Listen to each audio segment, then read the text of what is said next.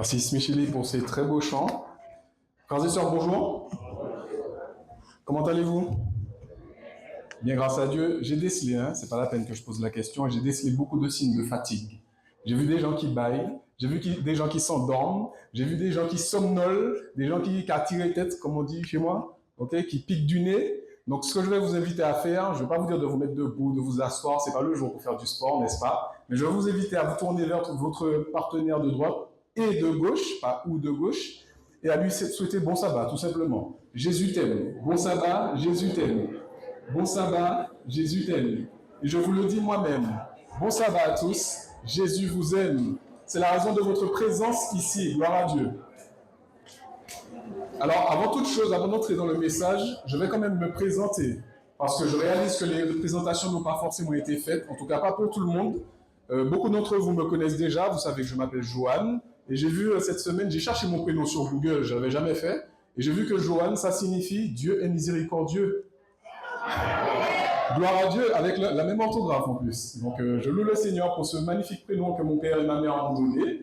Et il faut qu'on puisse réfléchir à ça lorsqu'on nomme nos enfants, vos futurs enfants, vos futurs parents. Avant d'entrer dans le message, donc, je disais que je m'appelle Johan. J'ai 38 ans, même si je ne les fais pas, normalement. Je suis fraîchement retraité d'une carrière militaire, et oui, je suis à la retraite. Mais ce n'est pas une retraite qui me permet de vivre, donc je travaille à côté, forcément. Et dans le domaine spirituel, en tout cas, je suis ancien consacré. Donc c'est la raison pour laquelle je me tiens devant vous ici encore aujourd'hui, parce que peut-être que vous vous demandez, me voyant en chair, mais comment se fait-il que lui, fraîchement arrivé, soit déjà et la parole en fait. Donc voilà la raison de ma présence devant vous aujourd'hui. Et aujourd'hui, nous allons parler d'une parabole qui est bien connue, la parabole du semeur. C'est une parabole qu'on connaît déjà avec les 4 terrains. Et avant d'entrer dans cette parabole, vous allez remarquer qu'au fil du temps, alors que nous allons nous connaître de mieux en mieux, vous allez voir que moi, spécialement, j'ai une appétence, j'ai un appétit, j'ai une attirance pour les prophéties. C'est peut-être parce que depuis tout petit, je passais des journées entières. Vous savez, à l'époque, il n'y avait pas de smartphone, il y avait la télé, mais moi, je n'avais pas l'autorisation de regarder la télé comme je voulais. Merci papa pour ça. Je ne pouvais pas regarder la télé, allumer la télé dès le matin au réveil, aller faire mes trucs, prendre le petit déjeuner. Non, non, non, non. Si je n'avais pas l'autorisation de mon père, je n'allumais pas la télé. Tu te réveilles, prière, ménage. Ouais. Et je le remercie aujourd'hui pour ça parce que j'ai les bases. Je suis un homme autonome. Je cuisine, je fais mon ménage, je fais mon repassage, je fais tout moi-même. Gloire à Dieu pour cette éducation qu'il m'a donnée.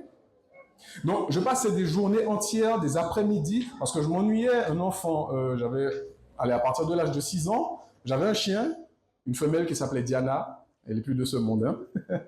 Mais disons que j'étais à la campagne chez ma grand-mère qui était elle-même adventiste. Et j'étais pas en ville. Donc, il n'y avait pas beaucoup d'enfants de mon âge. Il n'y en avait aucun d'ailleurs. J'étais seul, de ma génération, m'ennuyant, toute une après-midi, la Bible est là, et me regarde.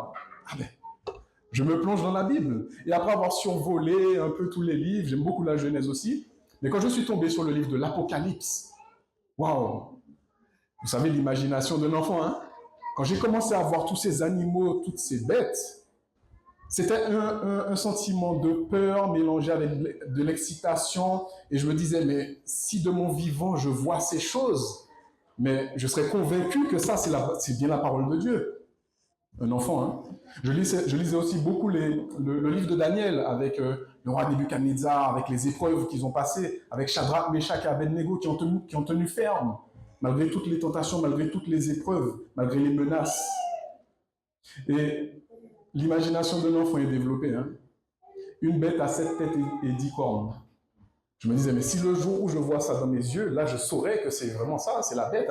Et vous savez pertinemment aujourd'hui que le livre d'Apocalypse est un livre symbolique. On est d'accord, on est dans la symbolique. Vous ne verrez jamais une femme assise sur une bête, un dragon écarlate.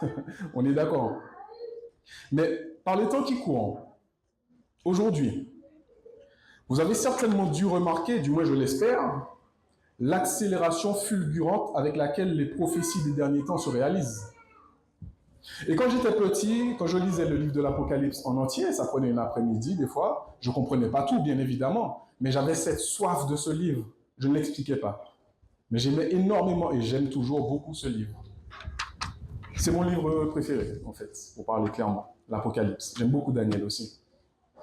Eh bien, quand j'étais petit, je me disais, quand je venais de finir, je voyais la fin, comment ça se terminait. Oui, viens Seigneur Jésus. J'avais des frissons. Ça me tressaillait. Je me disais, mais j'ai envie de vivre dans ce temps. J'ai envie de voir de mon vivant Jésus qui revient sur les nuées des cieux. C'était mon souhait le plus cher. Et c'est toujours mon souhait le plus cher. Et je crois fermement aujourd'hui que nous sommes dans ces temps de la fin, ces temps prophétiques, car nous voyons des prophéties se réaliser sous nos yeux, quasiment quotidiennement.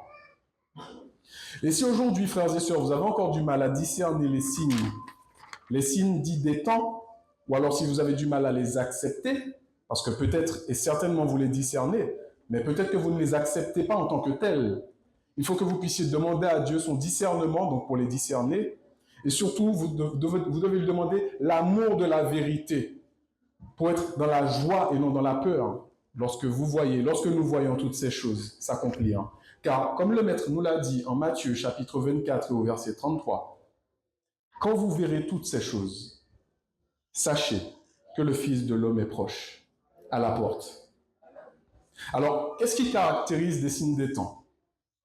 Vous allez me dire, il y a toujours eu des guerres, il y a toujours eu des maladies, il y a toujours eu la famine, il y a toujours eu des catastrophes naturelles en tout genre.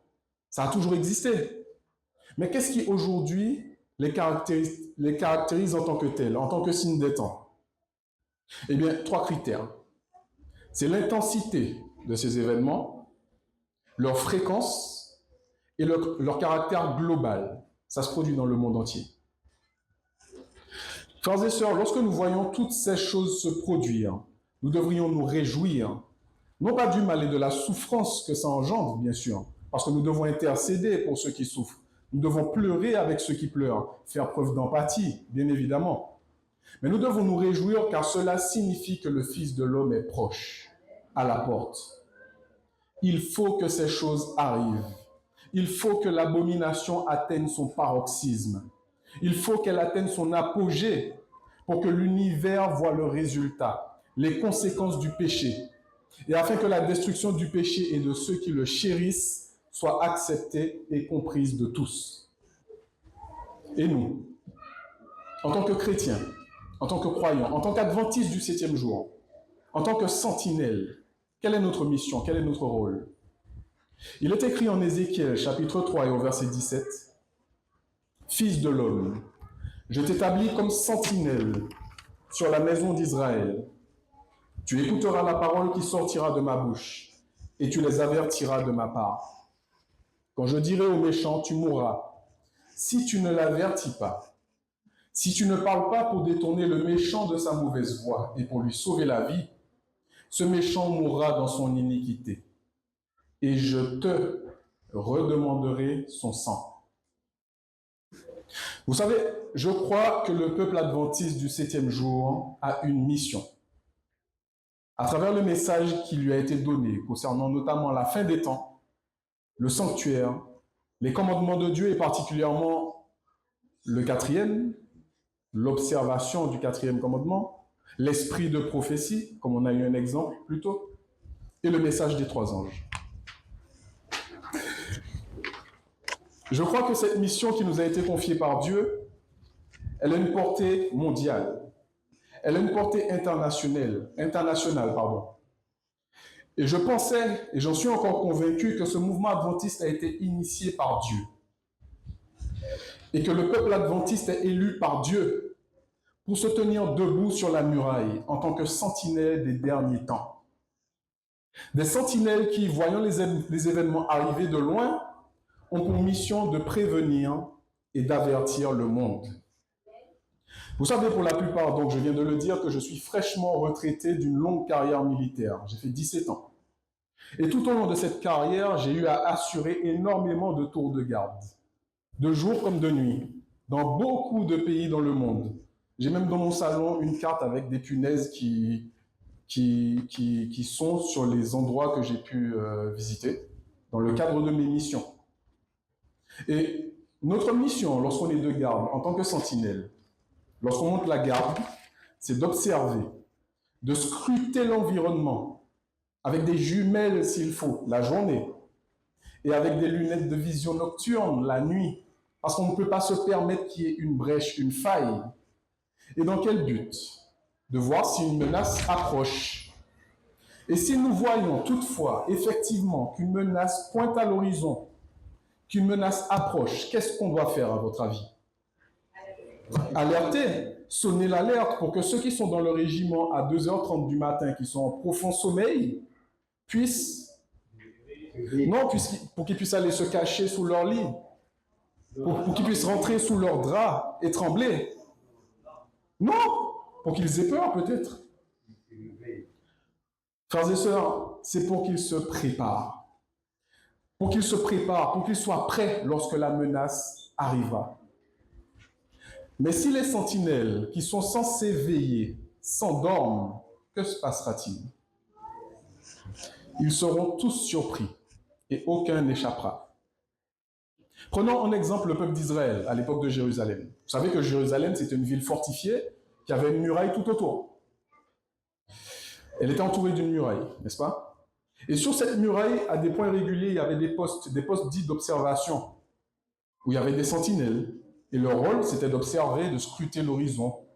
Et s'ils voyaient une menace, disons les Philistins qui approchaient, ils devaient s'empresser de prévenir ceux qui sont dans l'enceinte de la ville pour qu'ils se préparent, pour qu'ils ne soient pas surpris par cette menace. Du moins ceux qui prenaient au sérieux cette menace. Voilà le rôle d'une sentinelle. Voilà le rôle du peuple adventiste du 7e jour. Voilà la mission confiée par Dieu. Nous devons racheter le temps, car les jours sont mauvais. Nous devons prêcher la vérité présente et sortir de notre sommeil, de notre torpeur et de notre léthargie spirituelle. Nous devons cesser d'avoir la démangeaison d'entendre des choses agréables. Car il viendra un temps où les hommes ne supporteront pas la saine doctrine. Mais ayant la démangeaison d'entendre des choses agréables, ils se donneront une foule de docteurs selon leurs propres désirs. Ils détourneront l'oreille de la vérité et se tourneront vers des femmes. 2 Timothée 4, verset 3. Prions ensemble.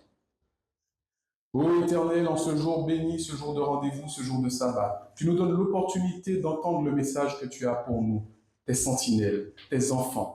Nous savons que tu nous as confié une mission, mais tu vois notre état dans ce monde de ténèbres. Tu vois à quel point l'ennemi nous tape. Tu vois à quel point l'ennemi nous bloque. Tu vois à quel point l'ennemi nous détruit. Seigneur, interviens. Alors que nous allons délivrer ce message aujourd'hui, que je m'efface et que toi seul prennes la place, afin que les cœurs soient touchés à salut, afin que les entendements soient touchés et que cette mission puisse être accomplie par ta gloire, par ton esprit, par ta puissance. C'est la grâce que nous te demandons au nom de Jésus. Amen.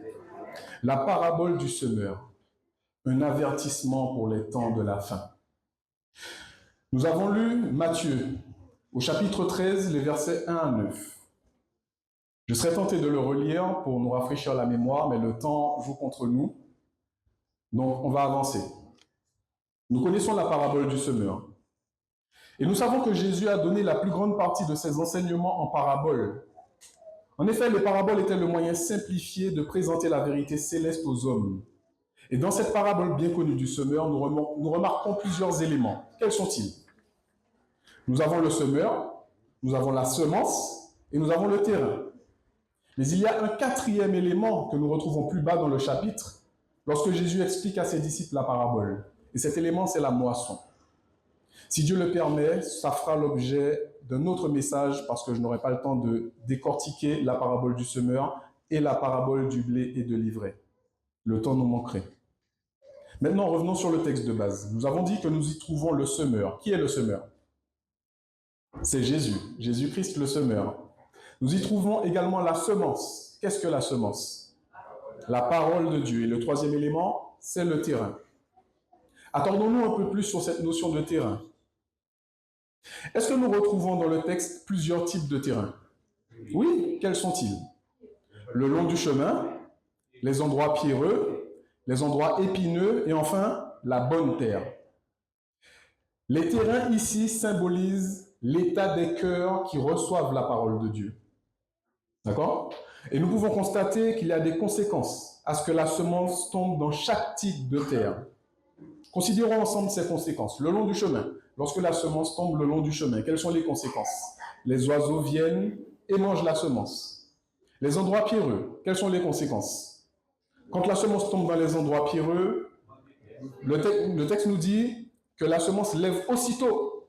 Pourquoi? Parce qu'elle ne trouve pas un sol profond pour y planter ses racines. Et quand le soleil paraît, il brûle cette plante, cette petite germe, et il la sèche, faute de racines. Donc pas de racines, donc mort précoce. Le troisième terrain, c'est les endroits épineux. Conséquence, les épines montèrent et l'étouffèrent. Étouffement de la semence. Et enfin, la bonne terre, quatrième terrain, elle donna du fruit. Donc la semence est fructueuse. Mes amis, cette parabole du semeur est un message spécial pour le peuple de Dieu vivant dans le temps de la fin, pour vous et moi. Le semeur, c'est Jésus-Christ, qui, lors de sa première venue, sema les paroles de vie partout où il allait. Il livrait des messages concernant le royaume de Dieu en parabole, afin que seuls les cœurs sincères puissent y accéder. Est-ce que vous vous rappelez de qui étaient les plus fermes opposants aux enseignements de Jésus? Les pharisiens, les scribes et les docteurs de la loi. Ceux-là même qui étudiaient et enseignaient quotidiennement la parole de Dieu étaient les plus adversaires farouches de la parole de Dieu. Quel paradoxe! Ceux qui étudiaient les prophéties et attendaient leur accomplissement, ceux qui attendaient tant le Messie, le rejetèrent lorsqu'il vint à eux. Ils le rejetèrent parce qu'ils étaient aveuglés. De même, de nos jours, plusieurs de ceux qui professent attendre et hâter le retour de Jésus rejettent les signes de son avènement et refusent le processus de sanctification du caractère. Mais au contraire, beaucoup revendiquent d'avoir un fort caractère, comme une fierté. Il nous est rappelé dans Témoignage pour l'Église, page 270, paragraphe 9, que c'est maintenant que nous et nos enfants devons nous séparer du monde et nous garder sans tache. C'est maintenant que nous devons purifier nos caractères et les blanchir dans le sang de l'agneau, vaincre l'orgueil, la colère et l'indolence spirituelle. C'est maintenant que nous devons nous réveiller et faire résolument des efforts pour arriver à l'égalité du caractère. Aujourd'hui, si vous entendez sa voix, n'endurcissez pas vos cœurs. Hébreux 3, versets 7 et 8. C'est maintenant le temps de se préparer. Jamais le sceau de Dieu ne sera placé sur un front impur. Jamais il ne sera placé sur le front de l'ambitieux, de celui qui aime le monde. Il ne sera jamais placé sur le front des hommes et des femmes dont les lèvres sont fausses et le cœur trompeur. Tous ceux qui recevront le sceau de Dieu devront être sans tache devant Dieu. 4 types de terrains. En Matthieu 13, au verset 19, nous lisons « Lorsqu'un homme écoute la parole du royaume et ne la comprend pas, le malin vient et enlève ce qui a été semé dans son cœur. Cet homme est celui qui a reçu la semence le long du chemin. Celui qui a ce type de terrain, celui qui reçoit la semence comme le long du chemin, c'est celui dans le cœur duquel le monde a tracé une route. Il n'est pas conscient du message vital qui lui est délivré. Il n'a pas conscience qu'il en va de sa vie. Il n'a pas conscience que c'est une question de vie ou de mort. Imaginez que vous êtes dans une conversation au téléphone, juste à côté d'une école, remplie d'enfants de l'âge d'Amalia. Pendant la récréation, vous aurez beaucoup de mal à entendre le message qui vous est délivré, n'est-ce pas? Imaginez encore que vous vous trouvez dans une gare. Il n'y a pas beaucoup de gares ici en Guyane, dans une station de train, et que pendant votre conversation téléphonique, il y a des trains qui passent à toute allure. Et en même temps, il y a d'autres trains qui arrivent à quai. Et en même temps, pendant qu'ils arrivent à quai, il y a le contrôleur qui siffle pour l'arrivée du train en gare. Et en même temps, il crie de s'éloigner de la bordure des quais. Et en même temps, dans les haut-parleurs, il y a des messages d'information pour ceux qui vont prendre le train. Est-ce que vous allez entendre ce qui vous est dit clairement? Vous aurez beaucoup de difficultés. Comme il n'y a pas beaucoup de trains ici, je vais prendre un exemple très local. Le carnaval. Quand c'est le vidé dans la rue de Cayenne et que vous êtes à côté, quelqu'un vous parle au téléphone et que le groupe est en train de passer, disons Kassialata, c'est ça? Il est bien connu ici. D'accord? Le groupe est en train de passer avec les tambours, les cris, les tempêtes, ça crie, le public est à côté, la foule en liesse, et vous êtes au téléphone, oui, tu vas chercher 2 pains, 3 baguettes, deux bidons d'huile, 3... Non, l'info ne peut pas passer. Alors, à votre avis, est-ce que vous allez entendre clairement les messages dans ces conditions? Non. Pour que cette semence soit fructueuse, il faut faire taire les bruits du monde. Sur la route de son cœur, cet homme a tout type de véhicules qui passent, tout type de distractions qui vont et qui viennent, l'empêchant de se concentrer et d'écouter la parole du royaume afin de la comprendre. Vous savez, ça me rappelle quand j'étais petit, j'avais un très bon ami qui avait un poulailler. Et chaque fois qu'il allait donner à manger à ses bêtes, il y avait autour des arbres, il y avait plein d'arbres autour, il y avait des pigeons qui étaient là, ils se tenaient à l'affût. Et chaque fois qu'il lâchait les graines, le maïs, pour ses poules, les pigeons fondaient, mangeaient tout ce qu'il avait semé et retournaient se percher dans l'arbre. Donc les poules n'avaient pas à manger. Chaque fois qu'il allait les nourrir, ça se produisait. Donc ça lui faisait dépenser le double de ce qu'il devait acheter, le maïs ou le pirina. Hein? Pirina, vous connaissez? Oui. Voilà. Et chaque fois qu'il semait, c'était d'abord les pigeons qui mangeaient, parce qu'elles étaient à l'affût, elles étaient déjà prêtes, et ensuite ses poules. Donc à la fin, ça l'a tellement embêté qu'il a fini par aller couper des troncs d'arbres en Y. Il a acheté un élastique en pharmacie, vous savez, pour les garrots veineux. Il a fait une arbalète, et puis je ne vous raconte pas la suite. Vous la connaissez. Il a réglé le problème de lui-même. De même, mes frères et sœurs, s'agissant de cette catégorie d'hommes, ayant le cœur comme le long du chemin, le malin se tient à l'affût. Et à peine cet homme entend les paroles du royaume que Satan envoie quelqu'un tout de suite pour le décourager. Il envoie un agent qui lui passe un coup de fil. Il lui envoie un texto. Il reçoit une notification, surtout le jour du sabbat, pour que cette parole qui a été donnée ne produise aucun effet dans la vie de cet homme. Pour celles et ceux qui ont déjà essayé de me contacter à partir du vendredi 18h40 au samedi 18h40, vous avez certainement déjà remarqué que je ne suis pas joignable. Parce que j'ai paramétré un mode sur mon téléphone, ça s'appelle une routine, durant laquelle, pendant ce laps de temps, je suis indisponible. Je suis en mode ne pas déranger. Donc je ne reçois pas les notifications, je ne reçois pas les appels, sauf s'ils sont insistants. Au bout du 3e, je crois, ça commence à sonner.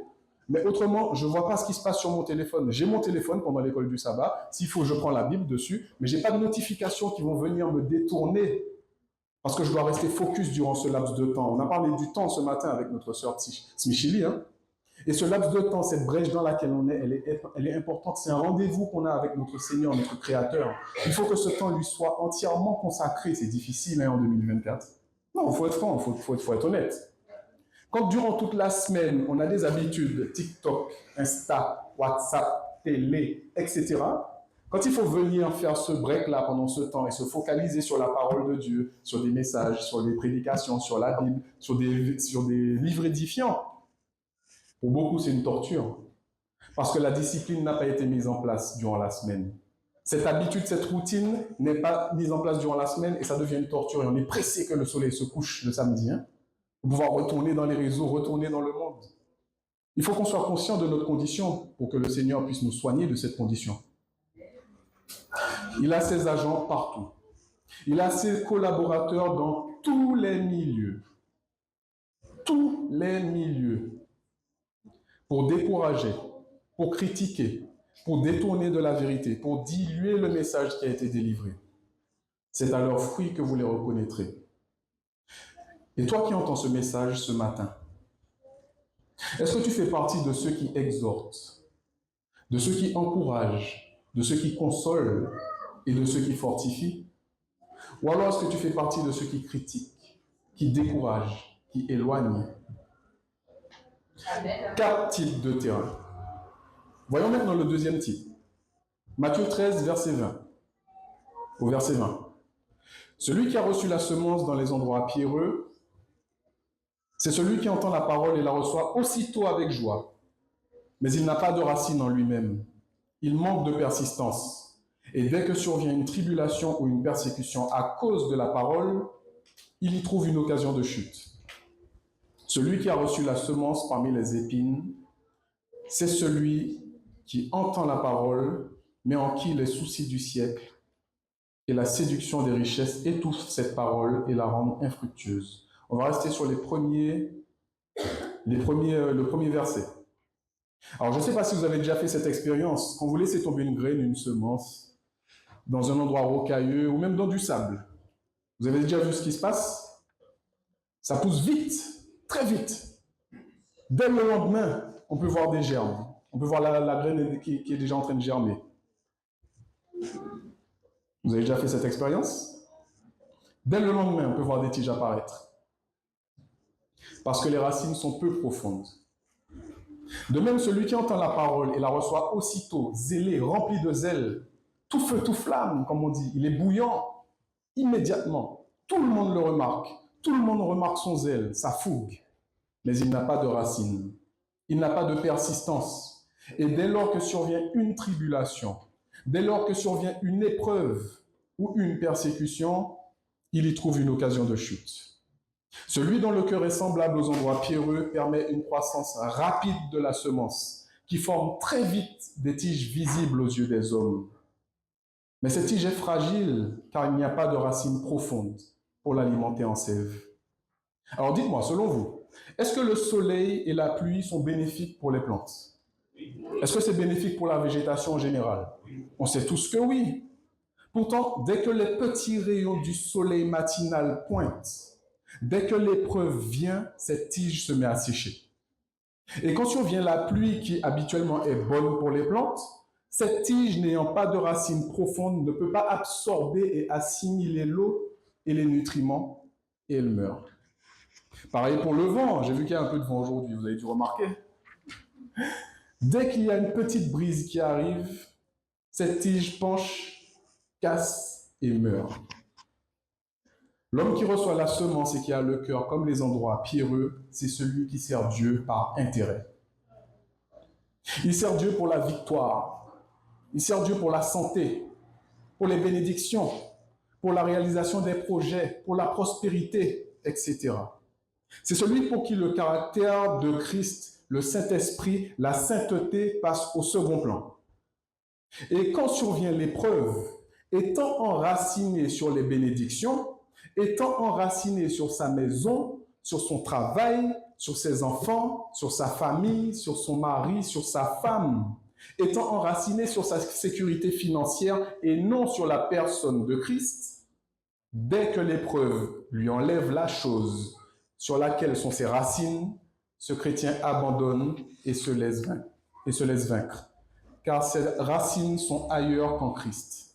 Son cœur est partagé entre lui-même et Dieu, entre ses intérêts personnels et ceux de Dieu.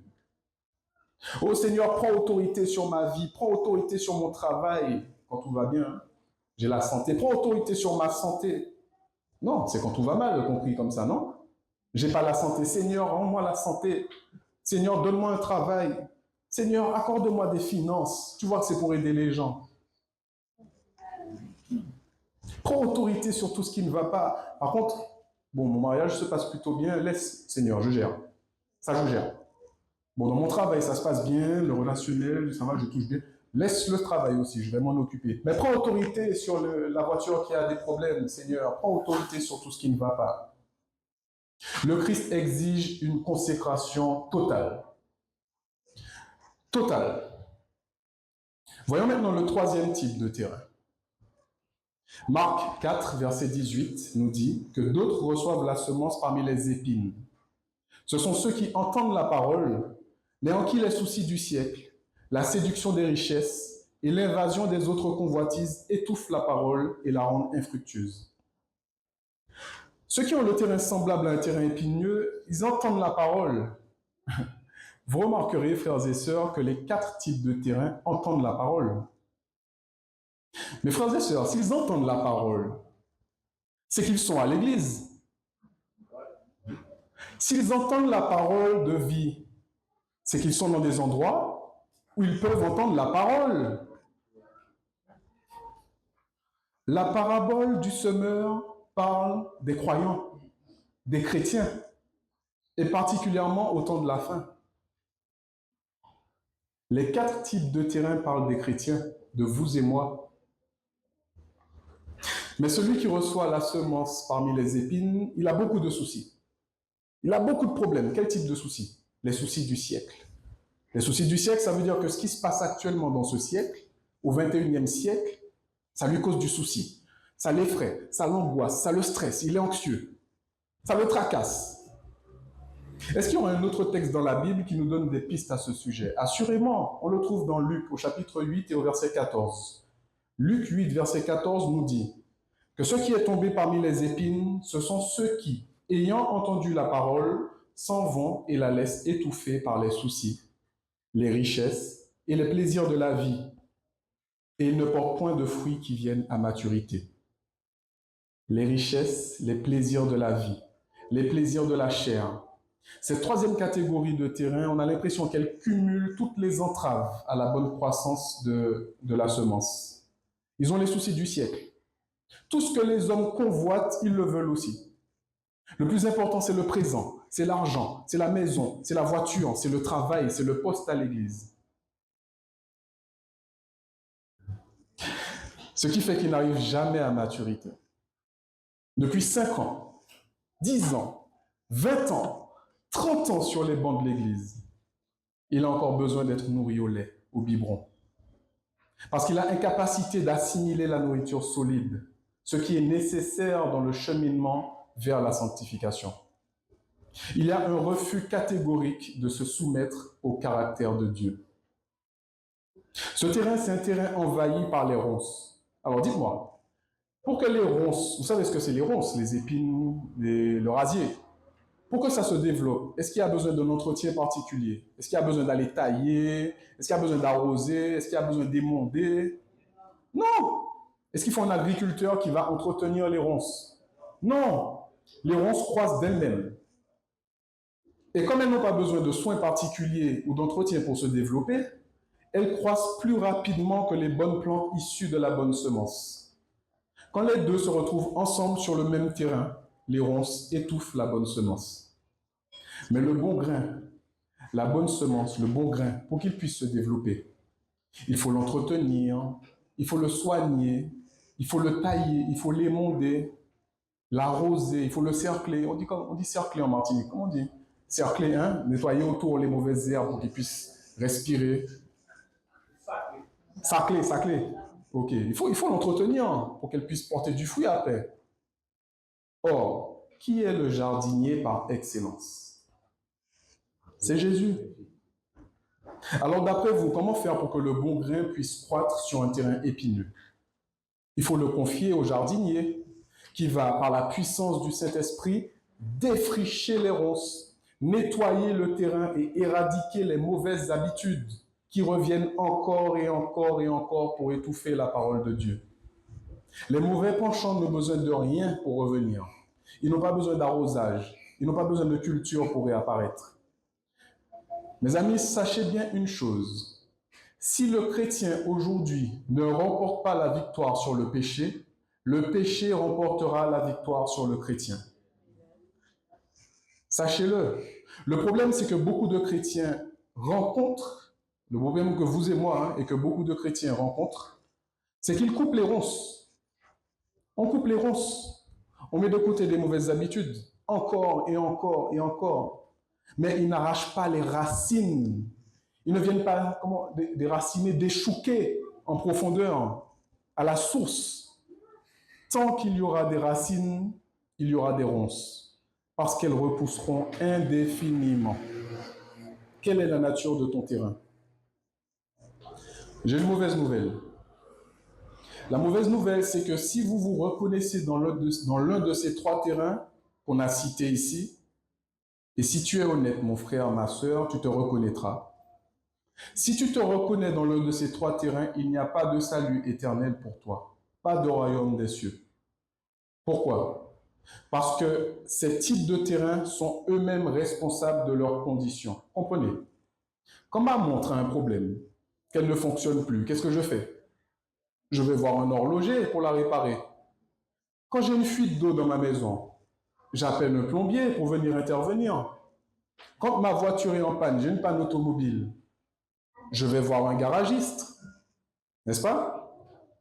Alors maintenant que tu réalises que le Saint-Esprit te permet de réaliser que ton cœur a un problème, que ta vie a un problème, à qui fais-tu appel?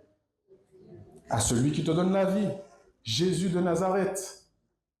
Et c'est ce qu'il te demande de faire ce matin.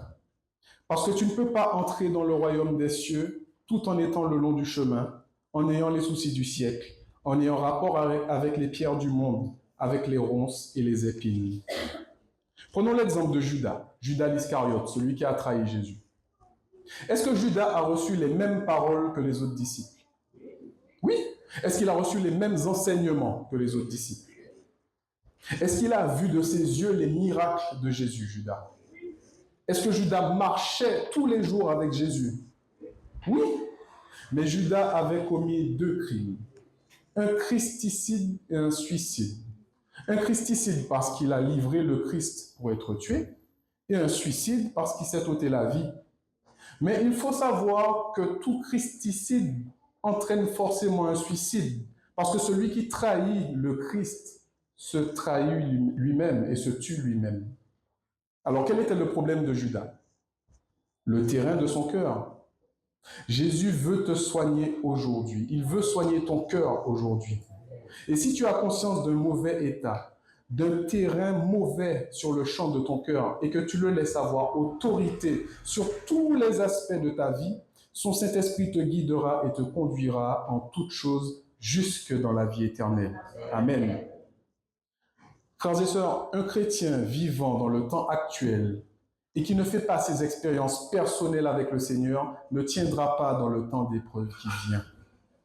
Vous devez faire des expériences personnelles avec le Seigneur. Il y a une autre mauvaise nouvelle. Je suis l'oiseau de mauvais augure ce matin. On a dit qu'on avait combien de types de terrain? Et on sait déjà que le quatrième type de terrain, c'est la bonne terre. C'est ce que nous allons voir. 4 types de terrain. 4. 3 terrains sur 4 ne portent pas de fruits. Vous comprenez le ratio? Dans Événements des derniers jours, chapitre 12, page 63, nous lisons: c'est un avertissement solennel que j'adresse à l'Église. Il n'y a pas une personne sur 20 dont les noms sont inscrits sur les registres de l'Église qui soit prête à conclure son histoire terrestre. Presque toutes se trouvent aussi complètement coupées de Dieu et sans espoir dans le monde que les pécheurs les plus communs. Le Seigneur revient bientôt. Toute l'Église doit être purifiée et ses membres seront vannés. Car il y a parmi nous des réprouvés qui n'aiment pas la vérité et n'honorent pas Dieu. 3 terrains sur 4 ne produisent pas de fruits. C'est la mauvaise nouvelle. Mais il y a la bonne terre. Amen. 4e type de terrain. Matthieu 13, verset 23. Celui qui a reçu la semence dans la bonne terre, c'est celui qui entend la parole et qui la comprend. Il porte du fruit. Un grain en donne 100, un 60, un autre 30. Luc 8, verset 15 nous dit également que ceux qui est tombé dans la bonne terre, ce sont ceux qui, ayant entendu la parole avec un cœur honnête et bon, 2 critères, la retiennent et portent du fruit avec persévérance. La bonne terre. La bonne terre reçoit les paroles comme les autres, n'est-ce pas? Mais la différence réside dans la disposition de son cœur. Que nous dit le verset? Elle la reçoit avec un cœur honnête et bon. Est-ce que c'est une prédisposition naturelle? Non, parce que ça voudrait dire que le salut est héréditaire. On sert un Dieu juste. Ça signifie que lorsque cet homme entend la parole, bien que le terrain de son cœur puisse être rempli d'épines, bien que le terrain de son cœur puisse être rocailleux, lorsque cet homme entend la parole, homme H majuscule, homme et femme bien sûr, eh bien la parole fait effet. Elle est acceptée dans son entièreté avec foi, même quand ça déplaît ou que ça dérange. Lorsque Jésus a dit au jeune homme riche, voilà ce qu'il faut faire si tu veux avoir la vie éternelle, il a reçu la parole comme tous les autres. Mais est-ce que ce qu'il a entendu lui a plu? Non. Est-ce qu'il l'a accepté? J'ai entendu beaucoup de choses que Dieu m'a dit de faire, ça me déplaisait. Il y a des choses que je faisais, je me complaisais dans cette situation et j'aimais ça. Quand Dieu m'a dit, écoute, ce que tu fais là, tu arrêtes. Tu as deux choix. Va à gauche vers la vie, va à droite vers la mort. Choisis. Je préfère vivre, délaisser ce qui me plaît et vivre. Même quand la parole me déplaît, que la volonté de Dieu soit faite, car il vaut mieux plaire à Dieu plutôt qu'aux hommes. Y compris moi-même, je suis un homme. Si je veux me plaire, s'il y a des choses que je veux faire pour me plaire et plaire aux autres, Dieu me dit non, tu ne fais pas ça, tu arrêtes. La décision m'appartient, mais personnellement, j'ai choisi de le faire. C'est pour ça que je suis ici devant vous et que je suis plus militaire, d'ailleurs. Le cœur honnête. Le cœur honnête de la parabole n'est pas un cœur sans péché, les frères et sœurs, car tous sont péchés et sont privés de la gloire de Dieu, n'est-ce pas? Aucun homme n'est parfait sur cette terre, si ce n'est Jésus qui a marché sur cette terre. Nous sommes tous pécheurs, c'est une réalité. Nous avons tous des terrains accidentés, rocailleux, épineux. Hein? Ce cœur n'est pas un cœur sans péché. Mais lorsque la parole pénètre ce cœur, elle fait effet et elle déracine tous les éléments nuisibles. C'est une personne qui est réellement consciente de sa condition de pécheur. Il faut l'être. Une personne qui reconnaît son besoin de pardon. Une personne qui reconnaît son besoin de l'amour de Christ. Et elle a le désir sincère de connaître la vérité. Et aussi inconfortable que puisse être la vérité, elle l'accepte avec joie, en demandant à Dieu de lui donner la volonté de mettre en application ce qui a été dit. C'est une décision personnelle. Ce qui est tombé dans la bonne terre, ce sont ceux qui, ayant entendu la parole avec un cœur honnête et bon, la retiennent et portent du fruit avec persévérance. Est-ce que cela implique que le chrétien doit être patient et persévérant? Jacques 1, verset 2.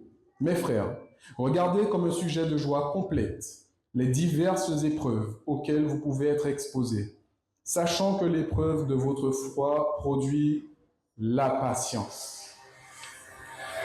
Il faut savoir que c'est dans une crise qu'on reconnaît le vrai caractère du chrétien. C'est dans la crise, c'est dans l'épreuve que l'on reconnaît le vrai caractère du chrétien. Parce que quand tu as à boire, à manger, le vêtement, le logement, le travail, que tout va bien, gloire à Dieu, loué soit l'Éternel, Allah au grand Seigneur. Mais quand survient le feu de l'épreuve, quand survient la crise qui te fait perdre tes enfants, ton travail, ton mari, ta femme, ta santé, quelle est ta position vis-à-vis de Dieu? Gloire à toi, Seigneur, car à travers l'épreuve, je sais que tu me soutiens. Loué sois-tu, Éternel. Maintiens-moi dans ta fidélité. Maintiens-moi dans la foi. Ou alors, Seigneur, pourquoi tu me fais ça? Je donne ma dîme, mes offrandes. Je viens chaque sabbat. Je lis la Bible. Ah ben, si c'est comme ça, si je suis pire que ceux qui sont dehors, à quoi bon? Quelle est ta réaction dans l'épreuve? Prenons l'exemple de Job. Exemple d'épreuve par excellence. Il faut savoir que l'histoire de Job est eschatologique. Ça veut dire que ça a trait au peuple de Dieu dans les temps de la fin. Lorsque Job a été attaqué par Satan, Satan en personne, imaginez l'intensité de l'attaque, des attaques. Quelle est la première chose que Satan a attaqué chez Job? Sa famille, ses biens, sa santé. Est-ce que Job a été patient dans l'épreuve? Amen. Est-ce que Job a trouvé du soutien auprès de sa famille? Est-ce que sa femme est venue lui dire, bon chéri, c'est vrai, c'est difficile, viens avec moi, on va dans la chambre haute, agenouillons, nous prions le Seigneur, on va intercéder. Qu'est-ce qui s'est passé? Quel a été le conseil de sa femme dans l'épreuve, dans la difficulté, quand il était au plus bas moralement, physiquement? Maudit Dieu et meurt. Ça veut dire que la personne sur laquelle tu t'appuies le plus, qui n'est pas Jésus, qui est ton mari, qui est ta femme, dans ce temps, pourrait éventuellement te dire comme Job, maudit Dieu et meurt. Frères et sœurs, vos racines doivent être en Christ et en Christ seul. C'est pas pour rien qu'il a dit, si tu aimes plus, père, mère, fils, fille, n'est pas digne de moi. Si tu les aimes plus que moi, tu n'es pas digne de moi. Ça ne veut pas dire que c'est un Dieu égoïste. Ça veut dire qu'il sait que l'homme est faillible. L'homme est faible, l'homme est faillible. Si ta confiance repose dans ta femme pour t'emmener à l'église le sabbat, pour ouvrir et fermer le sabbat, pour lire ta Bible quotidiennement, aujourd'hui le Saint-Esprit te montre que tes racines sont mal placées, que ton investissement, tu l'as placé dans la mauvaise banque. place-le dans la banque du ciel, où rien ne peut, ni la teigne, ni la rouille ne peuvent souiller et les voleurs ne peuvent dérober, n'est-ce pas? La femme de Job lui a dit, dans ces temps difficiles, maudit Dieu et meurs. De quoi décourager n'importe quel homme. Mais Job a tenu ferme, il a tenu bon. Et alors il a trois amis d'enfance qui sont venus lui donner du courage, de la force, l'encourager, alors qu'il était déjà au plus bas. Même sa femme lui dit, mais arrête avec ça. Il est devenu l'ennemi dans la maison, arrête, t'as tout perdu, lâche ça, vis ta vie. Ses amis viennent et lui disent, non, écoute pas ça, viens, on va prier ensemble. On sait que tu n'as rien fait, oh, t'inquiète pas, ça va passer, c'est un temps d'épreuve, c'est fait pour te fortifier, pour t'émonder, c'est ça, hein? Prenez l'exemple de Job et comprenez que c'est ce que va vivre le peuple de Dieu dans les temps de la fin. Préparons-nous, préparez-vous. Commencez à placer vos racines dans le seul roc, le roc fiable, le roc solide. Parce que quand dans votre maison, votre mari va vous dire, mais arrête avec tes histoires de sabbat là. Regarde, la loi, c'est la loi. Aujourd'hui, on t'a dit que c'est dimanche. Donc maintenant, soit tu arrêtes, soit je vais te dénoncer. J'en peux plus. Tu contamines les enfants, ils ont besoin d'aller à l'école, ils sont en pleine étude, ils n'ont rien à boire, ils n'ont rien à manger, ils sont en train de dépérir devant toi dans la maison. C'est toi l'homme de la famille, fais quelque chose. Qu'est-ce que vous allez faire? Maudit Dieu et meurt. Il faut qu'on puisse réfléchir, comprendre que ces temps arrivent et se préparer. Se préparer comment? C'est simple, on a les clés. On a la parole de Dieu, on a l'épée de la parole, non? On a le bouclier de la foi, on a la prière. Commencez dès maintenant à intercéder pour ces temps, pour que votre cœur soit prêt lorsque ces temps viendront sur vous. Vous les sentinelles qui devez prévenir celles et ceux qui sont dans l'enceinte de la ville, qui sont dans l'ignorance, qui sont dans le monde, votre tâche, en plus de les prévenir, c'est de vous préparer. Parce que quand l'adversité va arriver, et elle va arriver, vous le savez, si tout le monde est prévenu, tout le monde est prêt, et vous ne l'êtes pas, ce sera un échec. Maudit Dieu et meurt. À travers toutes sortes d'épreuves, Satan a voulu décourager Job. Mais l'Éternel avait misé sur la fidélité de son serviteur. Et il resta fidèle jusqu'au bout. Amen. Est-ce que vous savez pourquoi le pare-brise d'une voiture est plus grand qu'un rétroviseur? C'est parce que l'avenir est plus important que le passé, mes frères et sœurs. Dieu voit l'homme en devenir. Peu importe ce que tu as pu faire dans le passé, peu importe ce que tu fais encore aujourd'hui, que tu connais dans le secret, que le Saint-Esprit est en train de te révéler maintenant, au moment où tu entends ces paroles, peu importe ta condition actuelle, maintenant, si vous entendez sa voix, n'endurcissez pas vos cœurs. Dieu voit l'homme en devenir. Il a misé sur toi, mon frère, ma sœur. Mais il faut savoir que l'ennemi de nos âmes nous attaquera. Il attaquera le peuple de Dieu. Il attaquera les sentinelles qui vivent au temps de la fin. Mais je veux te dire à toi qui m'entends aujourd'hui que l'Éternel a misé sur toi pour que tu te laisses cultiver, pour que tu le laisses cultiver le champ de ton cœur. Il a misé sur ta fidélité.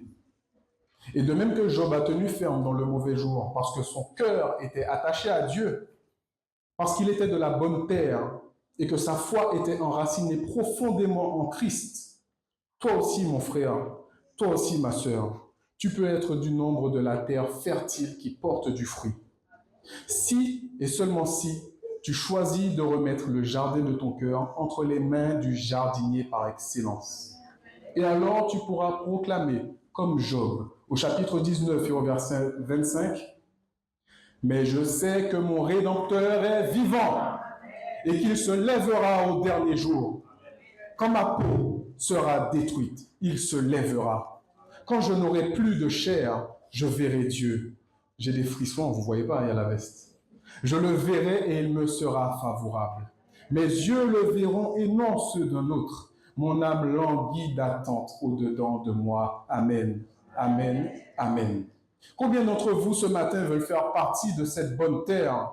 Combien d'entre vous veulent appartenir au terrain fertile? Combien d'entre vous veulent porter du fruit et se préparer pour les temps d'épreuves qui arrivent et vont fondre sur nous très bientôt? Toi, frère, sœur, qui reconnais que ta terre n'est pas bonne, mais qui désire que le Seigneur prenne soin du terrain de ton cœur, aujourd'hui même, demande à l'Éternel de te faire grâce. Fais-moi grâce, Seigneur. Fais grâce à ma femme, Seigneur. Tu vois son état. Fais grâce à mon mari, Seigneur. Fais grâce à mes enfants. Fais grâce à mes parents. Fais grâce à mes voisins, Seigneur. Fais grâce, Seigneur. Mon frère, ma soeur, abandonne ta vie au Seigneur. Abandonne-la totalement et laisse Jésus prendre possession de ta vie. Parce que le semeur sort pour semer et il veut que tu sois de la bonne terre. Il veut que sa semence tombe dans le terrain de ton cœur parce qu'il t'a choisi. Toi qui entends ce message ce matin, pour que tu sois de cette bonne terre. Que ces paroles n'aient pas été prononcées en vain et qu'elles portent du fruit en toi jusque dans la vie éternelle. Amen. Que le Seigneur vous bénisse.